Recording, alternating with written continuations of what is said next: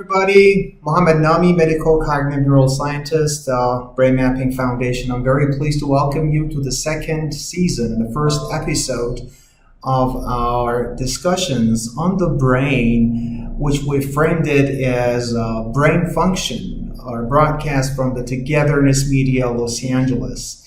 And in the first episode of the second season, we've decided to discuss about some of the main and key issues of our sleep predicaments that almost all of us have experienced at some level, and that is insomnia, which means a severe problem and chronic problem in initiating and maintaining our sleep.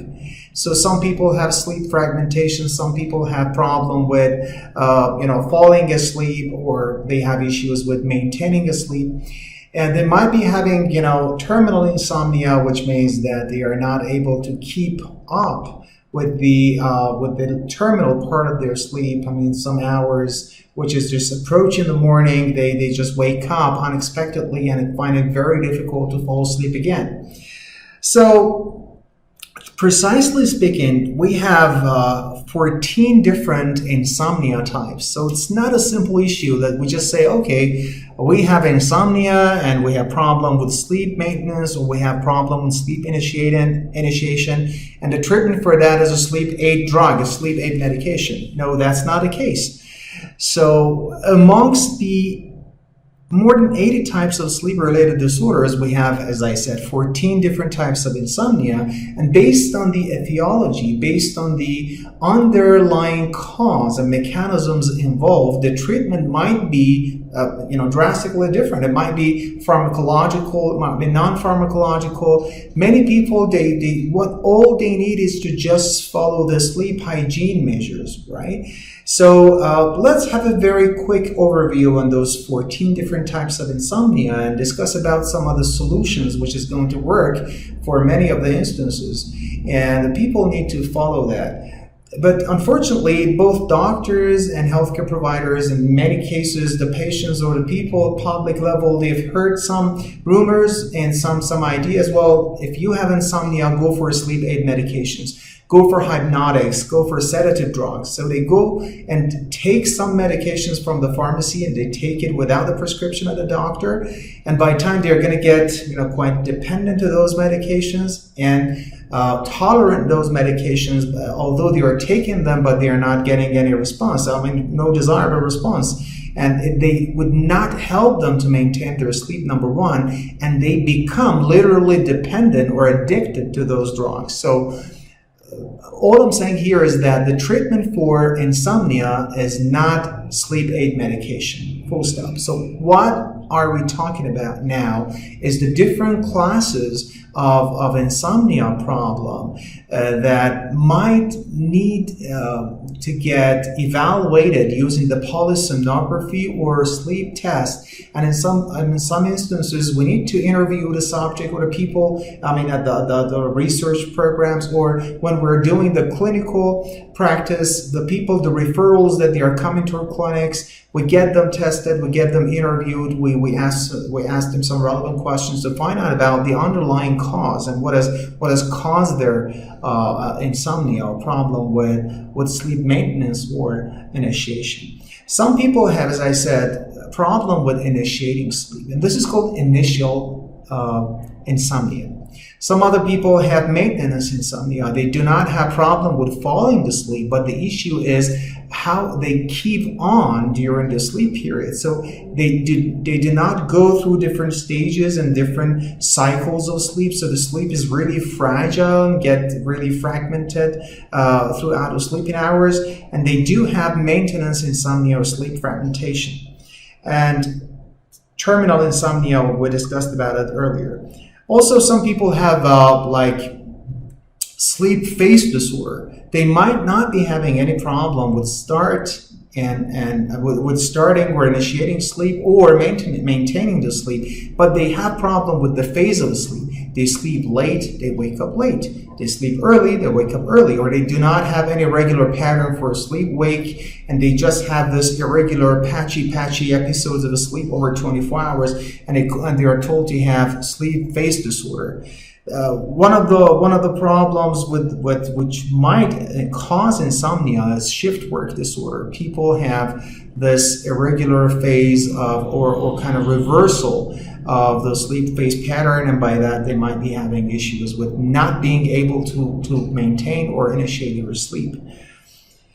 Some of the cases when people are coming with the primary complaint of insomnia, a problem is not insomnia per se, but we have some comorbidities. We have some concurrent medical conditions. For example, pain, we have issues with different organ systems, and or the person might be having some problem with psychobehavioral health, like anxiety disorder, depression, OCD, obsessive compulsive disorder, phobias, or whatever, which causes like emotional dysregulation. So by that, the person might be having some comorbid neurological or psychiatric disorder, which is hampering the sleep quality and quantity.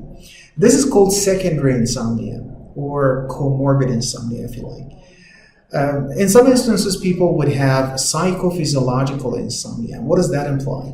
When people have PPI or psychophysiological insomnia, this means that they might have, at some level, they have physiological problem, which hampers and hinders the sleep maintenance and initiation from one side, and from the other side of the perspective, they do have psychological issues. It's not physiological, but that is psychological. They cannot keep control of the internal stimuli. So they have this, rumination of the thoughts. They have this obsessive thinking, overthinking, especially when we do not have the external stimuli. We go to the bed, then all the different thoughts and worries and everything just invades us. And by that, the people wouldn't have the chance and wouldn't have the ability to control all those disturbing and bothersome ideas and thoughts, and by that they would be having psychological insomnia. So when we have the combination of psychological and physiological insomnia, we do have PPI, which is quite a prevalent condition, and it's called psychophysiological insomnia. Some of the other classification is just putting this condition under the term BIISS, which stands for Behaviorally Induced Insufficient Sleep Syndrome. So that is all about the behavior. That is all about the thing that we are not able to control our internal or external stimuli, and by that we do not have this well-organized brain dynamics, which is for the good of sleep and for the efficiency of sleep. As such, and as a consequence, people might be having arousal instability during the sleep. They do not wake up. They do not have sleep fragmentation, but the pattern of the brain waves are becoming so similar to how they are oscillating during the wakeful hours. So they do not wake up, but the pattern of sleep is getting just very light up to the level of wakefulness, but they do not get awakened. And it's called arousability or arousal instability. So by a very minuscule like external stimuli, they get aroused. And by that, they wouldn't get a chance of going through different stages and the cycles of sleep. So, and as a consequence, the sleep cycle integrity is not there, and the sleep is not going to be a restful and refreshing one. People might be having, like substance abuse insomnia, and they are taking some substance or recreational agents or drugs, and when they cessate those substance use, by that they would be starting to have they would start to experience like insomnia as a consequence. For instance, people are taking cannabis, and it helps them to experience a better sleep. But when they do not get access to cannabis, or they start to cut down the cannabis dosing, they start to feel that they need to take cannabis, otherwise they wouldn't be able to sleep. And by time they would get tolerant and like resistant to cannabis, and they would experience substance abuse insomnia. Sleep hygiene insomnia is quite prevalent, so people do not follow the sleep hygiene measures and recommendations, and by that, for example, they have the late evening dinner, or they have coffee or tea or whatever stimulant at night. They keep on smoking or having alcohol at night. and they do heavy exercise late in the evening. They watch TV. They're just overtly immersed in the mobile and everything. So they have their screen time off the chart in the evening hours, and by that, they wouldn't have the chance of having a good quality of sleep. In children specifically, the behavioral paradigm is quite important.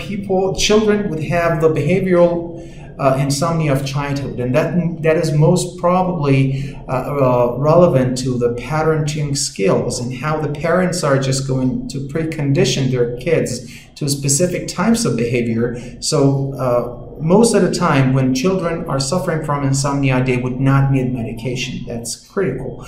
And we need to go for the behavioral management. In many instances, that helps. And it also holds true for the adults as well. We need to put the CBTI, or cognitive behavioral therapy for insomnia, as a priority. Before going to medications, we need to take that into consideration. And unfortunately, many people they have this assumption: when they have insomnia, the cure and the remedy is a sleep aid medication, which is absolutely not true. They get dependent, they get tolerant to that medication, and by the time it is very difficult to get rid of those medications. So they got to be pretty cautious to follow the instructions of the healthcare provider, not to go straight away for the sleep aid medications unless it is needed and advised by an expert sleep physician. And also, we do have those the medication-induced insomnia. Some of the medications, they have some, they have this problem, and they are going to confound the quality of sleep. So it's better they are better be avoided. And some people they think that they do not sleep, but when you do sleep tests for them, it turns out that they are having a quality sleep, but their expectation of sleep is something different. But in those cases, we're calling those people to have paradoxical insomnia. This means that they subjectively have the complaint of being insomniac, but when we do the sleep test for them, the results show that they are pretty much having a good sleep. So paradoxical insomnia, or abnormal beliefs or false beliefs about the quality of sleep, is also important. And like adjustment insomnia, when people have some changes or some turning points in their life, when they have failures, when they have changes or alterations in their usual context, they change their home setting, they move to another place, they migrate to another country. So for a while, they're gonna experience insomnia and by time when they have this coping skill and they receive the CBT from the certified psychologist, they will find it easier to fall and maintain a sleep. And also people would have this like preconditioned insomnia. They have issues with not following the sleep hygiene measures, as I said. So it's simple and it's very complex. The thing and the key and most important thing, and just all I wanted to convey here as a key message, was that insomnia treatment does not equal sleep aid medications. Insomnia is an umbrella term. It might be having different causes. We need to find out about the root cause of the problem and just target in a specific manner, and that might differ case by case. So before going for any kind of invasive or medication-based treatments, let's think about something really simple, common sense, and that's sleep hygiene. So if we go for it, then if it does not work for us, then we're going to consult a physician or a certified psychologist. If still it does not work, then we need to just give it a try for some non-invasive neurotechnological advances that we do have, like brain stimulation or suppression of specific cortical areas of the brain, or we might be using neurofeedback or biofeedback. We might be applying any kind of different, neuroadaptive technologies. And in some instances, aromatherapy or, thermal modulation in the brain. These are the things that they are already, on our fingertip and we have access to them, but we need to know what exactly needs to be applied when and by whom and why, most importantly. For instance, in one of our recent researches that we've already published, and where I'm going to ask the director of the program to just provide you with the link to that publication.